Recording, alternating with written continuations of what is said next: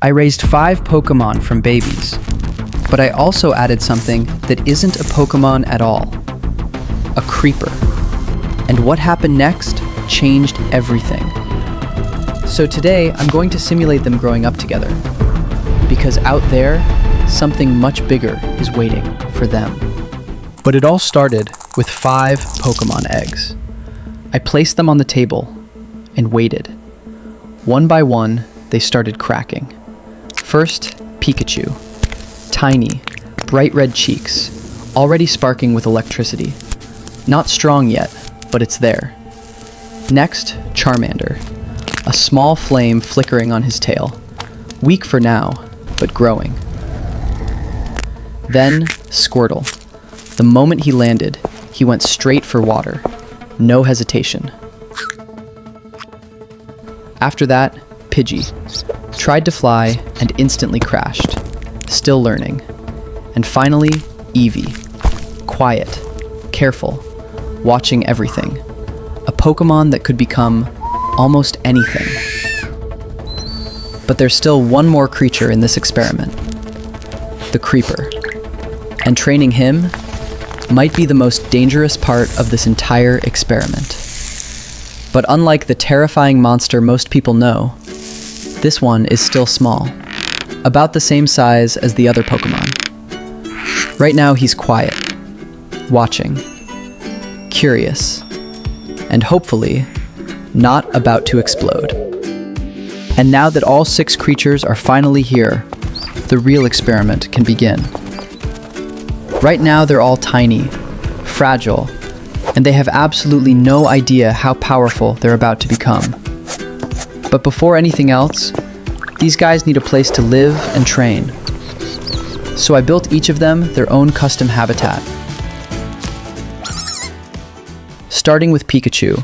Since he's an electric-type Pokémon, his habitat needed something he could use to train his electricity. So I added electrical conductors, a charging station, and even a running track. Because this guy never stops moving. Next up was Charmander.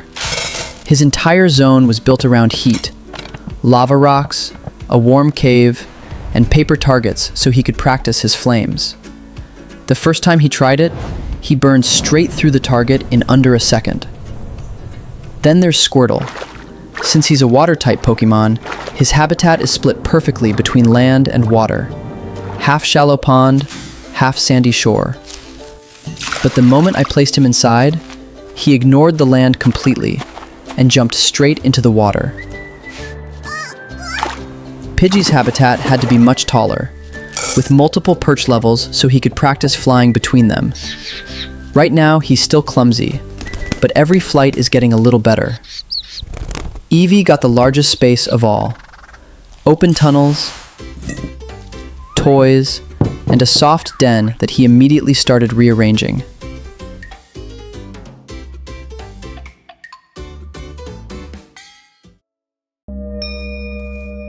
And finally, there's the Creeper.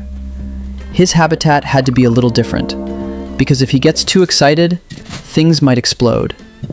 So I built a reinforced training area around him. Thick stone walls, plenty of open space, and hopefully enough distance to keep everyone else safe. And with all 6 habitats ready, the training could finally begin. Over the next few days, these tiny creatures would start learning what they were truly capable of. Over the next few days, each of them slowly got used to their new habitats. But training wasn't the only thing they needed. They also needed food. And since every Pokémon eats something different, each of them got a different meal. Pikachu started with sliced apples and sweet berries. The moment he saw them, he grabbed one and started munching immediately. Squirtle's meal was a bowl of shrimp and river plants. But instead of eating right away, he dragged the entire bowl straight into the pond. Charmander needed food that could handle heat, so I gave him roasted nuts and dried meat, which he happily toasted with a tiny burst of flame before eating. Pidgey preferred grains and sunflower seeds. He spent most of the time hopping around the habitat, pecking at them one by one. Eevee got a soft honey biscuit, and the moment he smelled it, he grabbed it and ran to a corner so no one could steal it. And finally, there was the creeper. His food was different. Small pieces of gunpowder and energy crystals. The moment he absorbed them, his body started glowing green. After a few days, it became clear the habitats weren't enough. If these creatures were going to grow stronger, they needed the real world. So for the first time, I opened the habitats and let them explore outside. Everything was new. Fresh air, endless space, and a world they had never seen before. Pidgey reacted first. He jumped into the air, circling above the field while stretching his wings.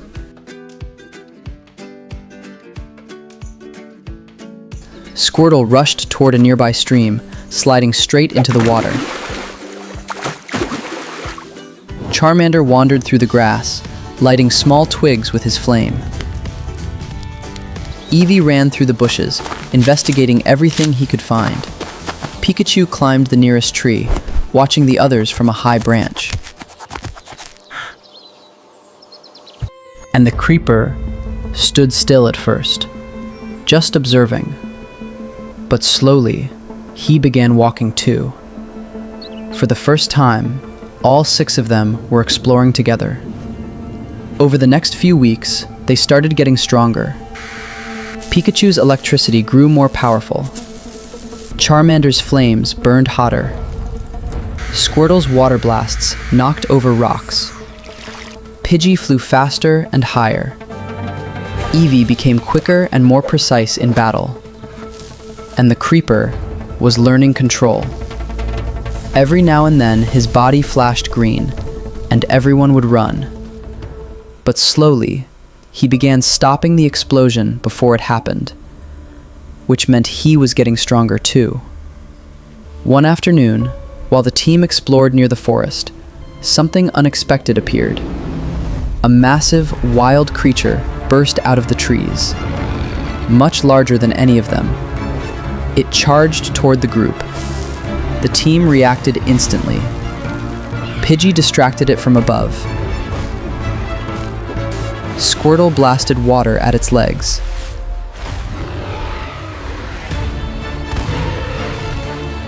Charmander launched flames to push it back.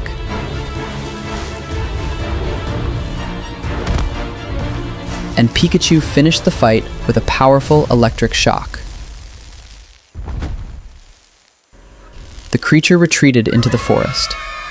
That was their first real battle, and it proved something important. Together, they were strong. As the weeks passed, the team kept growing. Charmander evolved into Charmeleon.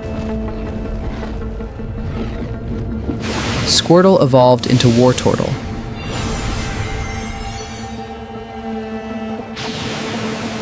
And Pidgey became Pidgeotto. But 3 of them still hadn't evolved yet. Pikachu, Eevee, and the creeper. One night during training, Pikachu released a massive surge of electricity. The lightning surrounded his body, growing brighter and brighter, until suddenly, his form changed. Pikachu evolved into Raichu. His electric power was now far stronger. At almost the same time, Eevee began glowing. The energy around him shifted, and he evolved into Flareon, now surrounded by powerful flames. But the strangest transformation happened to the creeper.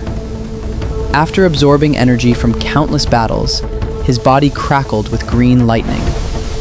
The energy stayed inside him. The creeper had become a charged creeper, stronger and far more dangerous. Now the team had reached their strongest forms: Raichu, Charmeleon, Wartortle, Pidgeotto, Flareon, and the charged creeper. But right as their training ended, the sky suddenly darkened. A massive roar echoed across the valley. The ground trembled, and a gigantic shadow passed overhead. The Ender Dragon had arrived. The creature was enormous. Its wings blocked out the sky. Its roar shook the forest. This was their biggest fight yet. Diving from the sky, Pidgeot attacked first. Raichu followed with a burst of lightning. Wartortle blasted a powerful stream of water. Charmeleon launched flames upward. Flareon darted around the battlefield, keeping the dragon distracted. But the dragon was too strong. With one swing of its wings, it knocked them back. The ground cracked beneath them. For a moment, it looked like the fight was over. Then, something changed. Charmeleon's flames suddenly grew larger. His entire body ignited with energy, and in an instant, he evolved into Charizard. At the same time, Wartortle pushed himself back up. Water surged around him, and he evolved into Blastoise. Above them, Pidgeot struggled to stay in the air. Then suddenly, his wings expanded. He evolved into Pidgeot. Now stronger, faster, and ready to fight. Then, the creeper stepped forward. His body began flashing green, brighter and brighter. The dragon turned toward him, but this time, the creeper didn't stop. With a massive explosion, the blast struck the Ender Dragon directly. The creature crashed into the ground. That was the moment the team needed. Raichu unleashed his strongest lightning attack. Charizard filled the sky with flames. Blastoise fired a massive water blast. Pidgeot struck from above, and together, their combined power overwhelmed the dragon. The Ender Dragon collapsed. The battle was finally over. From tiny creatures in glass habitats to a powerful team that defeated a monster from another world, they had grown stronger together. And somewhere along the way, they had become more than just a group of creatures. They had become a team. If you enjoyed this simulation, you're going to love this one. I raised a Pikachu from start to finish in another video. Click on the screen and go watch it now.